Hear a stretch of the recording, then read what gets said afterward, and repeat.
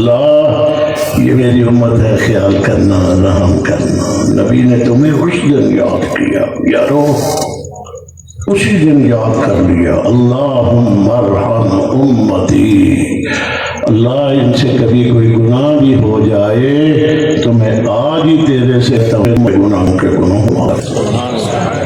کہا یا نہیں کہا؟ تو اذان کیوں نہیں دی؟ اس لیے کہ اذان میں الفاظ آئیں گے، حی علی الصلاۃ، حی علی الفلاح، آؤ نماز کی طرف، آؤ کامیابی کی طرف۔ مؤذن آپ کا روزانہ اذان دیتا ہے، کتنے آتے ہیں، کتنے گھروں میں دکانوں پہ بیٹھ کر کے سن کر وہیں بیٹھے رہتے ہیں۔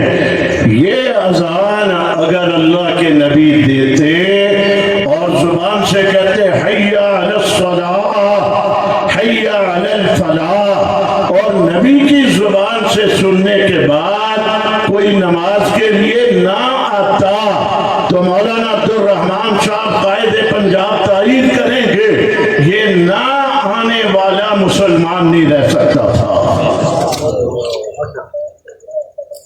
اس لیے رحمت والا نبی تھا، اس رحمت والے نبی نے امت کا خیال کر کے اذان خود نہیں دی۔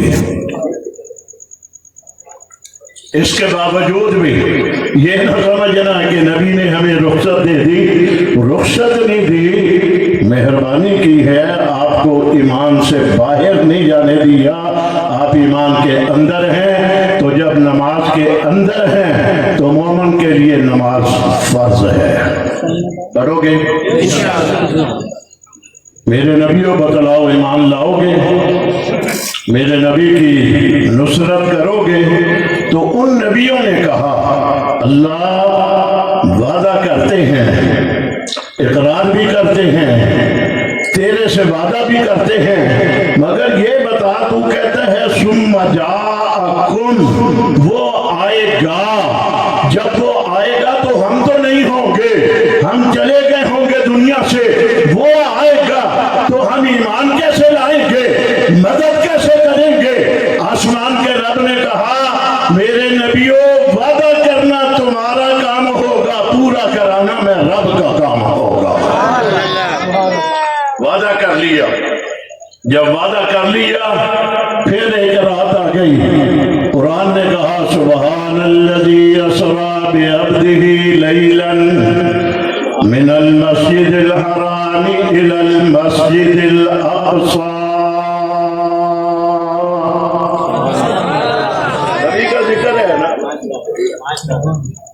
کبھی کبھی یوں بھی ذکر ہو جانا چاہیے۔ ایمان تازہ ہوتا ہے یا نہیں ہوتا؟ قرآن نے کہا دیکھو نا، نبی چلا، بلندیوں پہ جانا تھا، جب بلندیوں پہ نبی جانے لگا تو جس کا نبی تھا، جس نے نبوت کا تاج اس کے سر پہ سجایا تھا، یارو اس نے جب اپنے محبوب کو بلندیوں کی طرف جاتے ہوئے دیکھا تو اس نے بھی کہہ دیا سبحان اللہ۔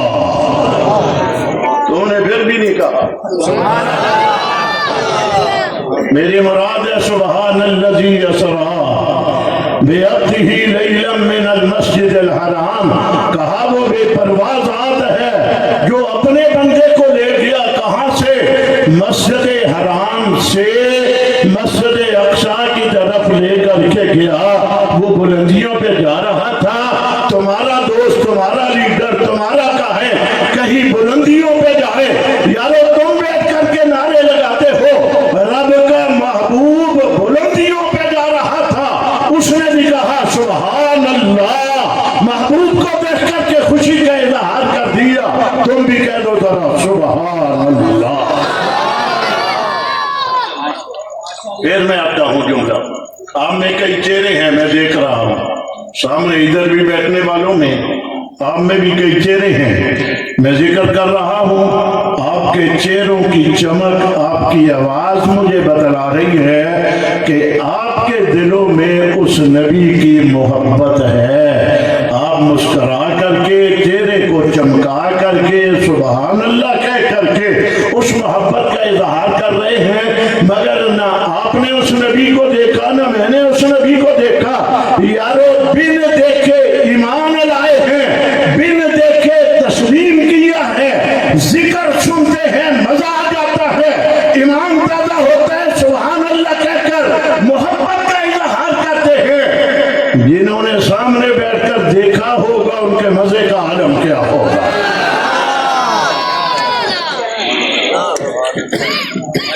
جو محفلوں میں یہ محفل ذکر مصطفیٰ ہے نا، ہم نے دیکھا نہیں ہے، وہ دیکھتے تھے یارو، وہ جماعت دیکھتی تھی۔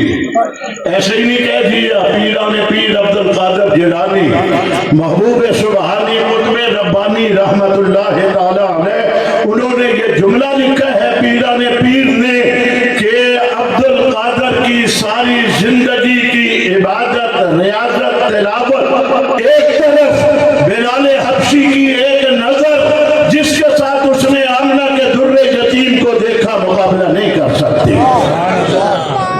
ٹھیک کہا؟ اس لیے ہمارے آج کے دور میں یہ سارا کچھ کرنے سے کوئی ولی اللہ بن جائے گا، کوئی غوث بن جائے گا، کوئی قطب بن جائے گا، کوئی ابدال بن جائے گا، صحابی بن سکتا۔ جو سامنے بیٹھ کر کے دیکھتے تھے وہ کیا بنتے تھے؟ اونچی آواز سے کیا بنتے تھے؟ جنہوں نے نبی کو سامنے بیٹھ کر کے دیکھا، یارو مزے کا عالم کیا ہوگا۔ میں بول رہا ہوں مجھے مزہ آ رہا ہے، آپ سماعت کر رہے ہیں، آپ کو مزہ آ رہا ہے۔ جنہوں نے سامنے بیٹھ کر کے دیکھا ہوگا ان کے مزے کا عالم کیا ہوگا۔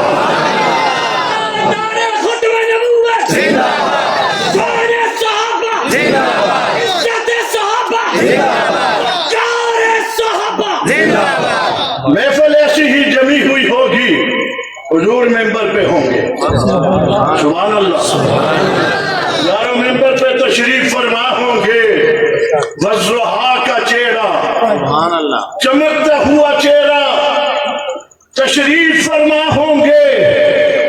اور حضرت حسان نے وہاں اس محفل میں نبی کا ذکر کرنا چاہا جہاں بیٹھنے والے کون تھے؟ اونچی آواز سے کون تھے؟ منبر پہ نبی تشریف فرما، بولنے والا بھی صحابی، سامنے بیٹھنے والے بھی صحابی۔ کس انداز میں اس نے کہا تھا احسن منک لم ترکت عینی، یہ جملہ حضرت حسان نے حضور کو دیکھ کر کے مزے لیتے ہوئے کہا تھا احسن منک لم ترکت عینی، میری آنکھ نے آج تک آپ جیسا خوبصورت نہیں دیکھا، اجمل منک لم تلد النساء، اور کسی ماں نے اس جیسا خوبصورت پیدا نہیں کیا۔ خلقت مبرأ من کل عیب، سارے عیبوں سے رب نے ظاہری طور پر بھی باطنی طور پر بھی سارے عیبوں سے پاک کس کو پیدا کیا؟ کأنک قد خلقت کما تشاء، ایسا بنا دیا کہ بنانے والا رب تھا۔ وہ نبی سے پوچھتا تھا بتلا تیرے ہاتھ بنانا چاہتا ہوں کیسے بناؤں، بتلا میں تیرا چہرہ بنانا چاہتا ہوں کیسے بناؤں، بتا میں تیری آنکھیں بتانا چاہتا ہوں کیسے بناؤں، تیرے رخسار بنانا چاہتا ہوں کیسے بناؤں۔ نبی بولتا جاتا تھا، خدا بناتا جاتا تھا۔ ٹائم پورا ہو گیا تمہارا۔ عطا اللہ شاہ بخاری رحمت اللہ تعالی علیہ بس ان کا جملہ کہہ کر کے وہ فرمایا کرتے تھے، نبی کی سیرت بیان کرنے کے لیے جبریل کی عمر ہونی چاہیے، صدیق کی زبان ہونی چاہیے۔ اونچی بات سے جبریل کی عمر ہونی چاہیے، صدیق کی زبان ہونی چاہیے۔ نہ کوئی جبریل کی عمر لا سکتا ہے، نہ کوئی صدیق کی زبان لا سکتا ہے۔ لا يمكن الصنع کما کان حقہ بعد خدا۔